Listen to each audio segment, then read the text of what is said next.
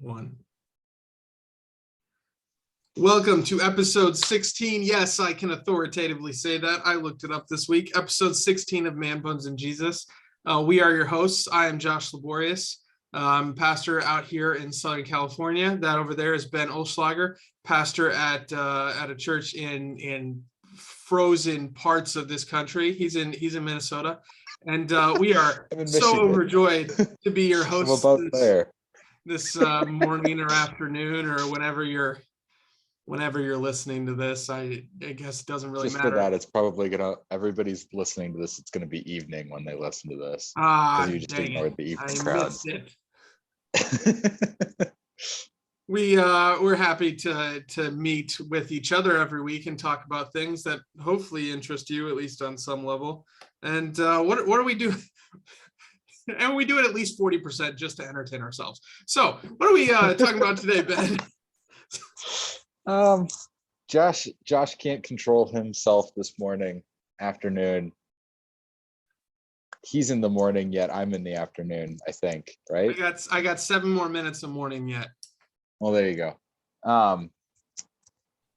Josh can't control himself today because right before this, we were trying to figure out what we were talking about, and something that's come up, I think, in numerous conversations that I've had recently, and in part because we're doing a Bible study in the Catechism right now, and there's a fair amount, especially in the commandments, about the way that we respect our elders and those in authority.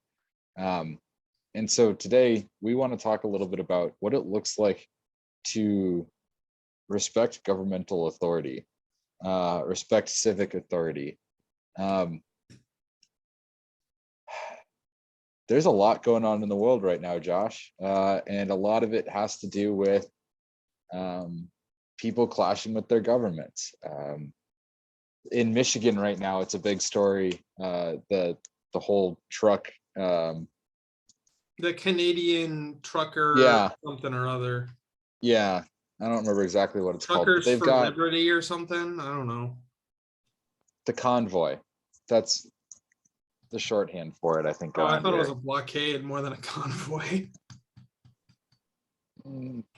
Tomato, rotten tomato. No, that's about movies.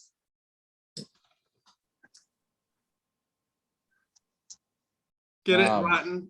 For those of you who don't get it, Rotten Tomatoes is I got it and just decided to ignore it. It's gonna be one of those episodes. Okay.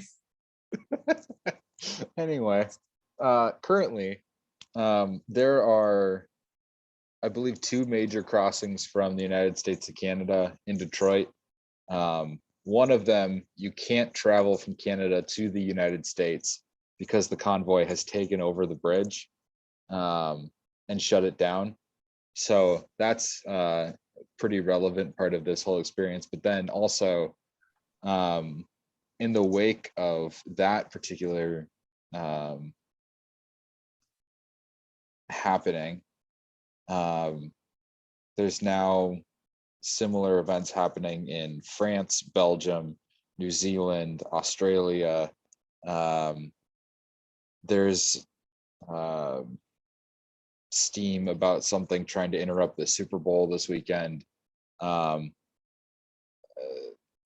Yeah, that could impact you, Josh. Wow, this might actually hit home for you. All I'm saying is good luck trying to mess with the entity who owns a day of the week. Okay. You're gonna mess with the NFL and their money, you're toast. The only thing with more power in the world. No, I'm not gonna go there. I was gonna make a secret society joke. National Hockey League. Yeah, nope. Anyway, Tanner Janelle specifically. So, like, we have these massive protests or uprisings or headaches or whatever you want to call them, depending on how it's affecting you, that are going on where around you the stand world. on their issue of choice, right? That too. And as you look at them, I think it's fair for us to question, one, is this the right way to go about it? And two, is this the Christian way to go about it? Because I think that those are kind of two different questions a little bit, especially in our society. Now, if you're listening to this and you are a Christian, they shouldn't be two different things. True. And in my mind, I'm thinking more as one is like psychologically, sociologically, what is the right answer? And then on the Christian perspective, more theologically, what's the right answer? What is the right answer for everyone? And then maybe how do Christians take that a little further or a little differently? Yeah, and just how do we look at it? And I mean, there's all sorts of other things that we can point to in the last handful of years in terms of the way that people are looking at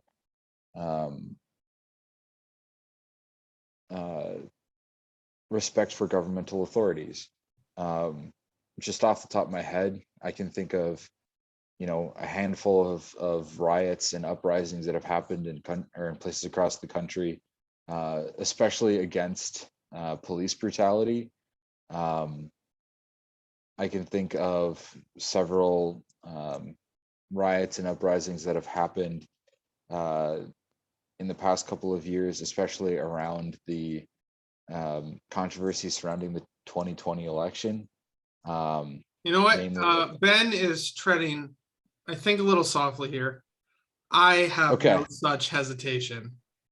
The January 6th events at the Capitol, we're talking about stuff like that. Black Lives Matter rallies, we're talking about stuff like that. We're also talking about stuff like the Right to Life March, the Women's March. Like, all of these are the core of what we're talking about here is interactions of non-governmental entities with governmental authorities, right? Mm-hmm.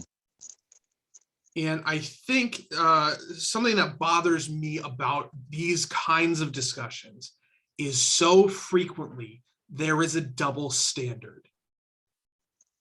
Okay. And I think it's worth noting before we go too much farther that as we bring all of these different groups up, they're not all in the same bucket in terms of whether we agree with their approach or not. They're all in the same bucket because they're groups that are interacting as a group with the governmental authorities. To my knowledge, the Women's March has never really done a whole lot of property damage. They've never really done a lot. There's no, I could be wrong. I've never heard of it. There's no violence associated with it. It is just the march. So at least like on faith, like that is a different animal than a protest that becomes something that does violence, something that does property damage. Okay. And my problem is from there's a double standard, and I think it's from kind of both sides. So there are people out there who will uphold the January 6th events uprising. At the Capitol, uprising, protest. Like, some people will call it an uprising and they'll condemn it as one of the worst things to ever happen in America. And then other people will call it a protest. But the tables are turned if you talk about, one of these Black Lives Matter protests maybe that turned violent and did property damage. The people who call January 6th an insurrection, they'll call the Black Lives Matter thing just a protest. And the people who call January 6th a protest, they're calling the Black Lives Matter thing a riot. And it's like, you're applying different rules based on how you feel on the issue. And that bothers me, because I believe that we should have a consistency, no matter who you are. Like this, I personally believe, and I think this holds up, whether you're Christian or not, you should have a consistent set of values you operate from. You say, I operate with values A, B, C, and D, and I apply it to this situation, and I apply it to this situation. So, for example, and this is me, and I think this is a good way to stand on it. Maybe Ben's going to correct me. Maybe I'm going to need some personal growth here, which is possible. Like, I'm open to that. I am very, very painfully aware I'm not a perfect person. My line for a lot of these things, I say, when does it become, when does it go from protest to riot? And I'm just going to use riot. I could use a couple different words, but I'm going to say, when does it become a riot?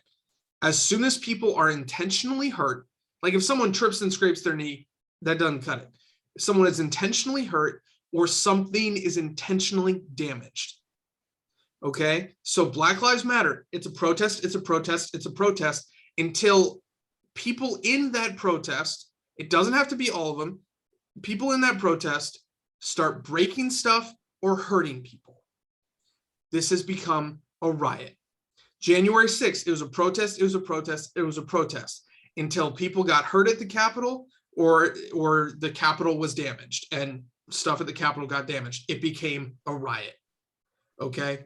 So for like, that's kind of the example of like, where is my value? Where is my consistent definition? That's kind of a fundamental of like what I operate with. So to start this conversation, what I'm asking for is consistency in how you apply your definitions and your values. Mm-hmm. And I think for me, like, you can even just say, when does a protest become sinful? Like, you could just use that language on a theological side of things. And I think just looking at like, when are you committing sins? It's sinful then. Yeah, exactly. And I think we can kind of apply the same like same kind of logic to a protest in terms of the way we look at it theologically. And I think you did a good job of kind of looking at it from a psychological or sociological perspective. Like, if we are part of a protest and we are openly Christian as part of this protest, we want to make sure that we are living and operating in that protest in such a way that it's not going to defame our faith. So you might say, theological, what happens if someone else does something in this protest? I have two pieces of advice for you. One, maybe if it's your buddy and they're about to start throwing bricks or something, you stand up and you say, no, that's not appropriate. That's not what we're here to do. Or two, you leave. Mm-hmm. Right? Yeah. Intervene or walk away. But I think, because we kind of immediately got sidetracked into this protest discussion, but I think these kind of values can still apply to any sort of how do we interact with government authority, right? Mm-hmm. So this is kind of some of my theological thinking on this, because we're told in scripture, we are to obey the governing authorities. We're told that no authority is in place that Christ or that God has not appointed, right? Mm-hmm. And we say, well, that doesn't count for bad governments. What government on this planet, well, I shouldn't say that. The American government, we'll specifically just say the American government, is nowhere near as brutal or corrupt or self-serving as the Roman government was. Like, when people make this comparison of like, our government is worse, I'm like, no, it's not. The Roman government crucified people to keep the masses happy. They found a guy, they said, we'll string him up and make him die in a terrible way because it helps our control of the average person, right? So we have this command where we're supposed to give respect to authority, but there is also the command, we obey God rather than men, which I think it's abused in a lot of places. But so whenever we're interacting with the government, I think the real question is, when does it become sinful? Because we do have a little bit of a different game here, right? Because we have, in America, the way our government is structured, we have the ability to have input, right? We're encouraged to reach out to our congressmen and our representatives to kind of to tell them where we're at. We have this freedom to vote and our voices to be heard. And I think we should be thankful for that. I do believe in a lot of ways it's a blessing, but that stuff becomes sinful really quick. And it's as simple as this: if in the process of your political discussions, you start calling names, you say, oh, Nancy Pelosi is blah, blah, blah, blah, blah. Oh, Mitch McConnell is blah, blah, blah, blah, blah.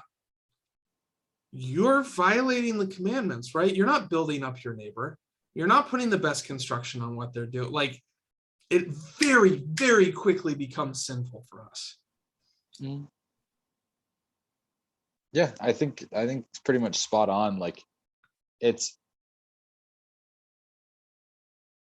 whether it's in a conversation or in a protest, like all it takes is one sinful action for that interaction with our government authority to become something that we can no longer be a part of as Christians, nor can we be proud of as citizens of our country. And I think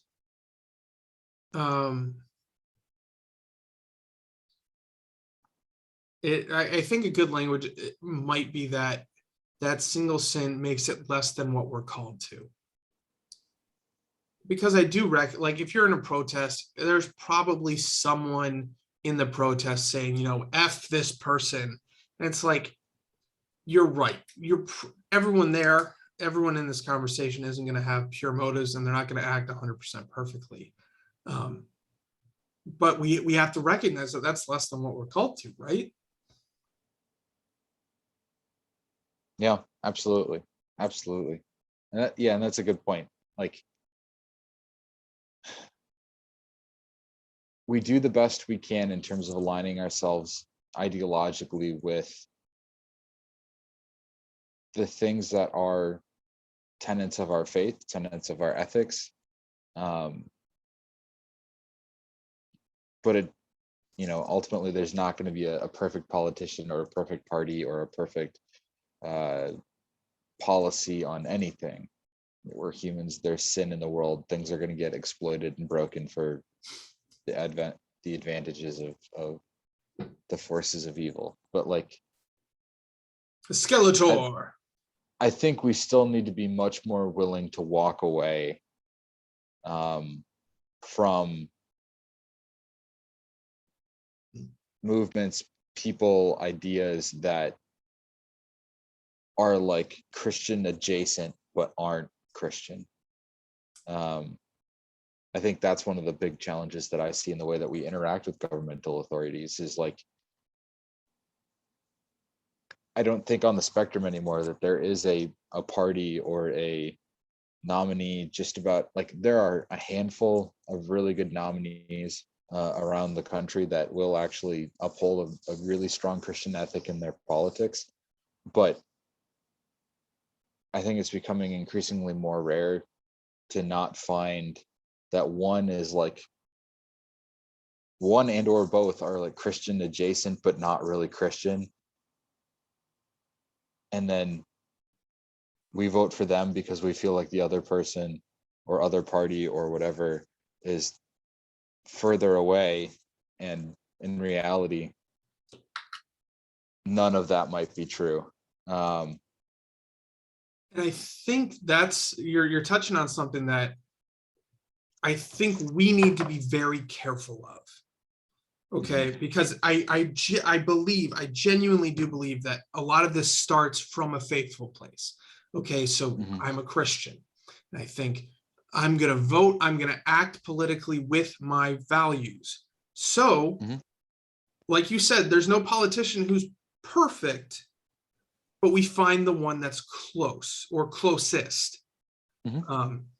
Which so far, I think, you're being faithful, right? You have your beliefs. We have our shared Christian faith, and we say this politician aligns in our view closest with it, and you vote for that person. And I'm like, okay, we're good. There hasn't been any sin really in this process. I think the problem becomes because you've made this parallel. And you said, well, this person isn't a paragon of my faith, but they're close. So you kind of lump them together. And like Ben was kind of saying, you put them too close. And I think there's a danger then that you start conflating the two. And then you start idolizing the one. And it starts to overtake, my political choice is now more important than the faith that initially drove that political choice. So my encouragement, something I think we need to watch out for is going further than is letting that politics, letting that politician, letting that party, letting that policy become an idol, right? So just keep in mind, you made a decision because it was close to your faith, but they are not the same. And like Ben said, at some point we got to be willing to step back and say, no, I disagree with this, or I disagree with this part of whatever's going on. And I think part of that too is like, in this country where we are given a vote and where we're given a lot of say in terms of the political realm that exists, and we get that kind of interaction with our politicians through the vote, and through, like Josh said, we do have ways to contact our politicians, and we're encouraged to do that. I think because we have such like a seemingly adjacent relationship to our politicians, or a seemingly close relationship to our politicians, because we have to vote for them, because we do have the ability to contact them. I think it almost gives us perhaps a false sense of ownership. And then if that person or the policy, or amendment, or whatever you voted on, when that sours on you, it's a lot harder for us to do an about face and say, nope, you know what, that was wrong, that person's wrong, that idea is wrong, whatever. We voted for that, we have ownership in that. We can't, like, it's harder for us to just turn and say, you know what, guys, I was wrong, I voted for the wrong person, I voted for the wrong side of this amendment. I think there's definitely kind of an ownership component to this too, where, like, as we interact with our governmental authorities, we do idolize them to some extent, but then also we feel like, or we almost kind of make it a part of us as well. It's like when you have a sports team and you address them as we. Like when I'm Yeah. talking about the Preds, I'll say, well, we're in the running for, and it's like, no, they're in the running for this. I'm just kind of enjoying the ride. There's this sense of, we're getting caught up and we're part of, and it's. Josh, can you even skate? Yes, actually, I can ice skate. The last time I tried roller skating, I ended up with a concussion and stitches. Were we in any classes at the seminary when that happened together? Did you ever? I still got a scar right on my hairline. You were gone for a couple of days, weren't you? Not from class, or no, I think I might have missed a couple classes, but I missed a couple weeks of soccer. Yeah. Because I had a concussion. And I remember the first day I came back, Chris was like walking. Chris, my wife, worked in the area. She was in the area and she stopped and watched for a minute. And I took it, like I went for a header. I aggressively went for a header. She was not happy about that. She's like, you just came back from a concussion. And my response was, Chris, you've had like 9 concussions. Don't tell me about that. Anyway. I'm sure she took that well. My whole point there was, like, you're spot on. Like, when we buy that sense of ownership and we internalize it a little too much, we do create this like false sense of involvement. There's a pride in ownership. Oh yeah, absolutely. And though Josh can ice skate, I'm guessing that the Nashville Predators don't want him on the ice at any point in the game. Not unless they get like a rare disease or something, and they're going to trot me out for the opening puck drop. Although I would fit well into Heinz's structure because I'm big and I bet I could hit pretty hard. Don't give yourself any credit whatsoever, Josh. You are way too far behind the development curve. Anyway, that means a couple of things. It does.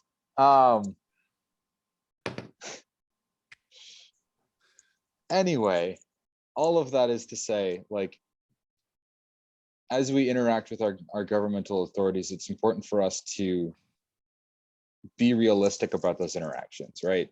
And not just like as we're going into those interactions, yes, you want to have an influence. Yes, you want to be able to have your voice through your vote, through your interactions with your politicians, but also like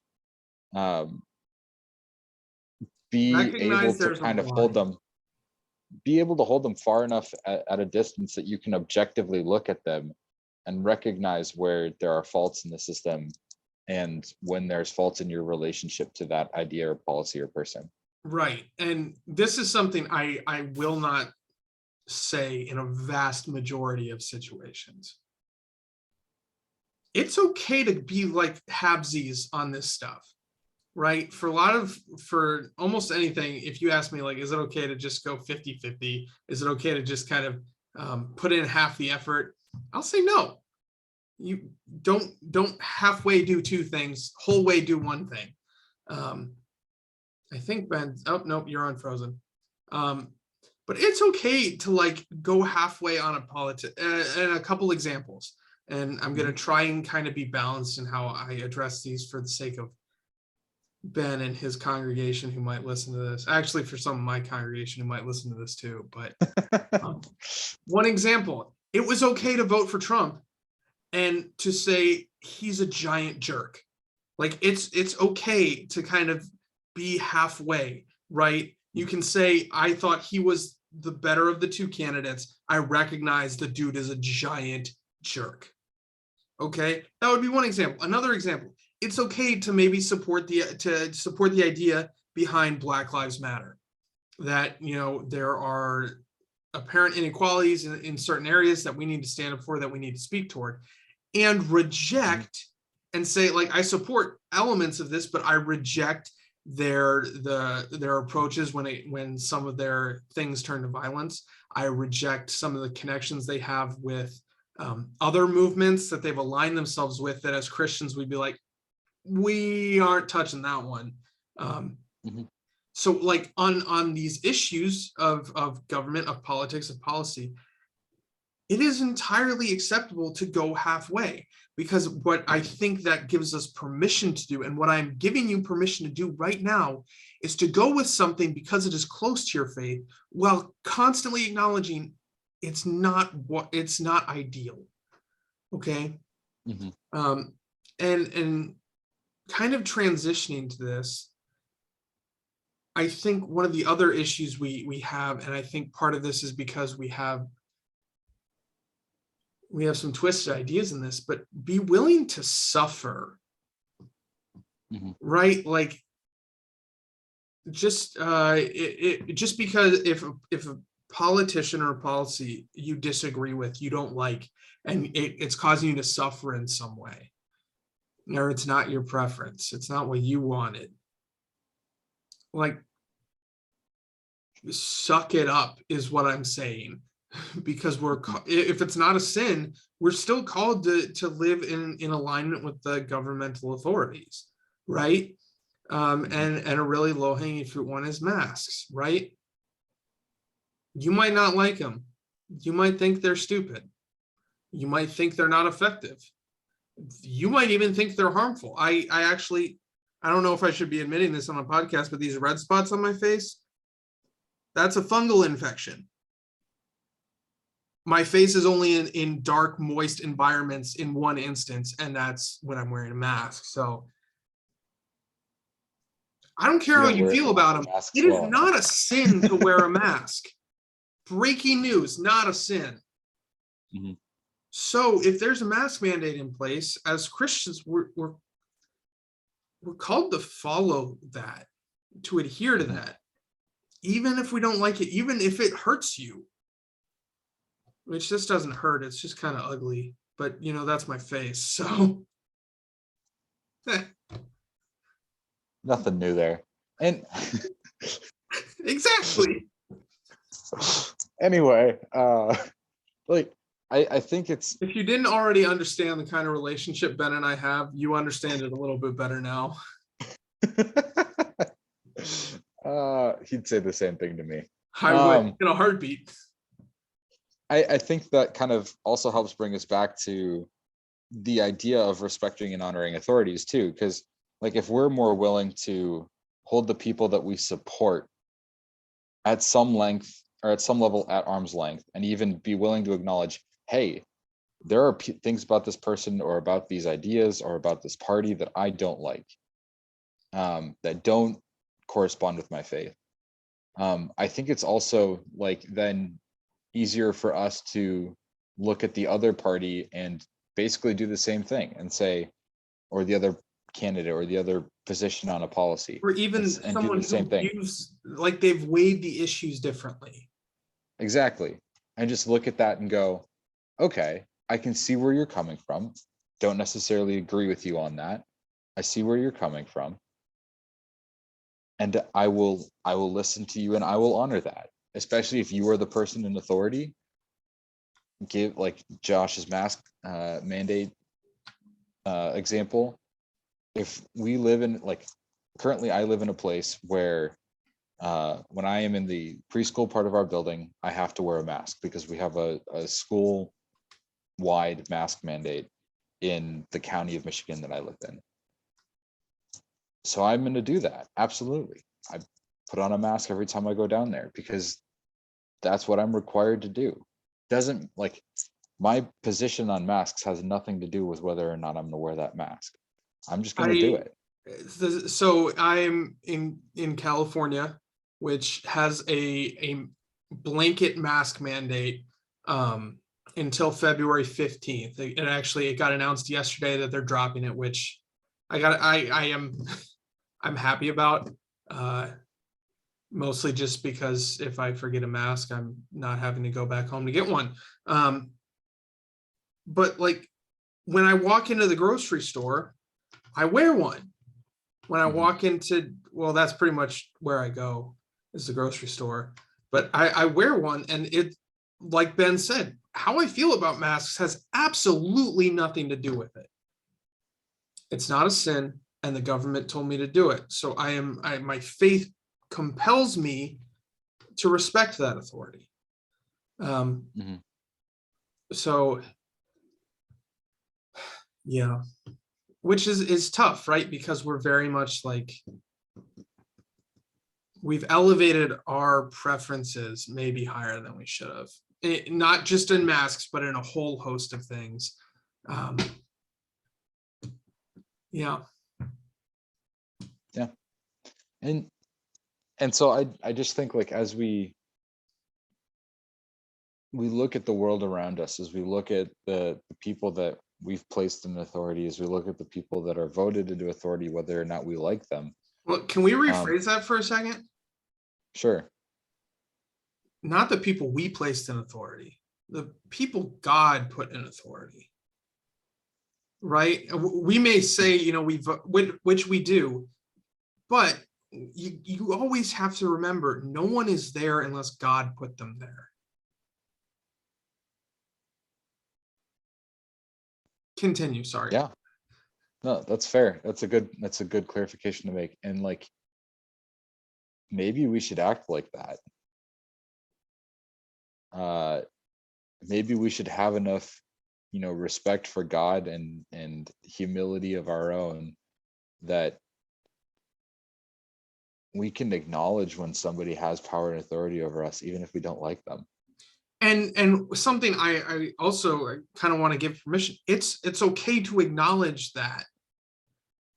Like you can say, I'm showing respect to this authority. I don't like it, but I'm going to do it, which, side note, is a powerful witness. I'm going to go back to the mask example because I think right now it's a really relevant one. If you're listening to this podcast in the future, hopefully it's not relevant anymore. And but if I go into a store, because I like, full disclosure, the county I live in, it doesn't matter that there's a mask mandate. Very few people actually wear them. If I walk into a store and someone asks me, why are you wearing a mask? And my response is, because we're told to, even though I don't like it. Like, I think this is dumb, but we've been told to, so my faith compels me to. How powerful of a witness is that? You're saying my faith is important enough to me that I'm ignoring my own preferences. Like, that's awesome. Yeah. And, my brain keeps kind of flicking back to I read several articles over the last couple of days about the Wait, you protest. can read? That's new. Yes. Um, about the article or about the protests and the convoy and everything in Canada and Canada. on the bridge here in Michigan, or the I believe it's called the Ambassador Bridge. And I just keep hearing more stories about how, like, the people in that protest are showing incredible amounts of anger and frustration. And while they may have set out to do one thing, the majority of what they've done so far is just terrorize the people of Ottawa. And on some level, like, whether or not you agree with their position, I feel like there's got to be a point at which we say, even to somebody we agree with, you've gone too far. Like Josh said earlier, like, we have to be willing to say, or we either have to be willing to intervene or leave sometimes, because things can get out of hand, and our faith compels us to love our neighbor. And if we are not in a place where, like, we can actively love our neighbor, and all we're going to do is either get ourselves or someone else hurt, we shouldn't be there. And I think that goes to being a part of interacting with a governmental authority through a protest, being part of interacting with a governmental authority through our voting, interacting with our governmental authorities through the way we communicate with them. I think just broadly, like,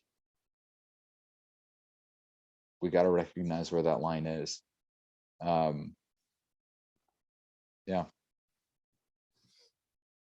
We ready for takeaways? I think so. If I mean, my big picture takeaway is just don't sin. But like, applied here, right? Go forth and sin no more. we are called to, or you are called, as you're listening to this, we are called to respect government authorities, unless it would be sinful to do what they're asking us to do. Mm-hmm. So the only instance where respecting and obeying a governmental authority is not a no. Disrespecting a government authority is only not sinful if the government authority is forcing you into sin. I think even disrespecting would be to go too far. I think honoring and disrespecting you can do even while disobeying. I think obeying a government authority or disobeying government authority is only acceptable when a sin is involved. Sin. Right. Yeah. So that would be my takeaway is, as much as you may hate it, as dumb as you might think it is, you're called to listen to the government unless they're telling you to do something that God told you not to. I think my takeaway, and I want to add something to this too. I like what you said about, like, giving people permission to go 50-50 on something, especially in politics. And I want to give people permission to create a third option where there may not seem like there's one. Like, if you go into an election and you don't like either candidate, you don't have to vote for either of the big candidates. Find someone low down the ballot that has this, like, a much stronger representation of your beliefs and opinions, because people look at those poll results and they question why some random third party candidate got votes, and they look at that and they try to factor that into future elections. Or if there's an amendment that you don't like either solution for, you don't have to vote on it, because no votes often get factored into future decision making, or, like, non-votes get factored into future decision making. Like, there are ways to find a third answer where it might seem like there's really only two.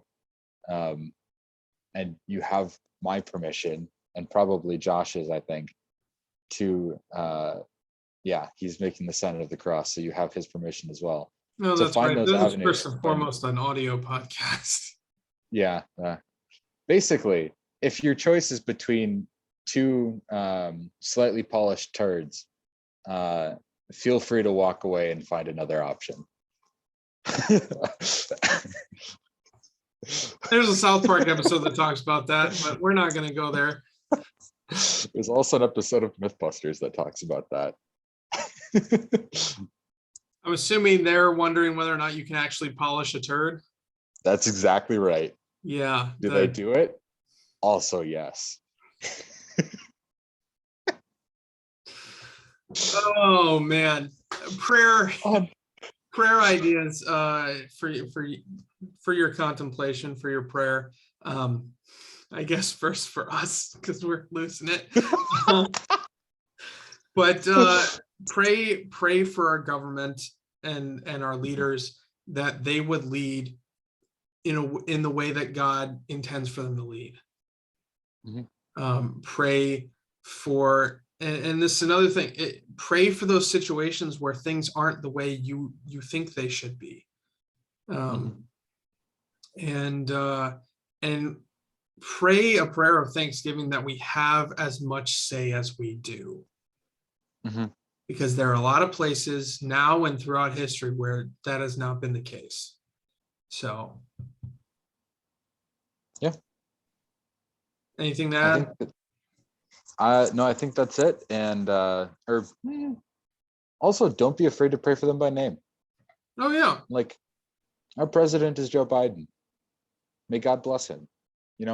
Like, however you feel about your governor in California, whether, I know that Newsom's not the most popular guy in the world. Neither is Whitmer in Michigan, but it's still our call to pray for our governmental leaders. Well, and my thought on that is, even if you disagree and don't like that, like, that's more reason to pray for them, right? The logic would be they maybe need Jesus more. Right? Or maybe you need Jesus more. Either case.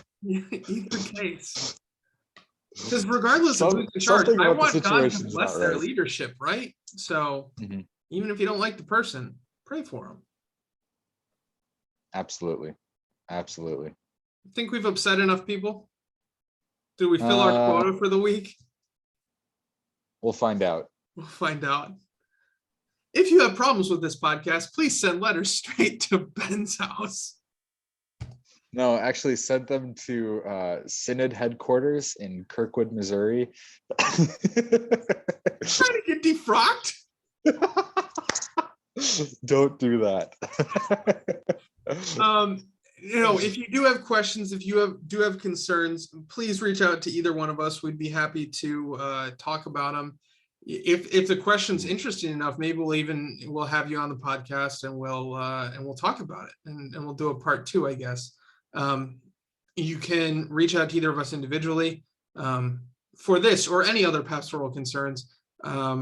Or I think you can comment on these on Podbean or on YouTube. But if you listen on any of the other platforms, or if either one of us posts this on Facebook. Yeah. I know, Josh, you do pretty regularly. If I think it's interesting enough. But yeah, let us know. Throw it in the comments. Subscribe to us. Give us some of that affirmation on whatever your podcasting platform of choice is. Yeah. It's been a pleasure. Brothers and sisters, go in peace. Serve the Lord. Thanks be to God.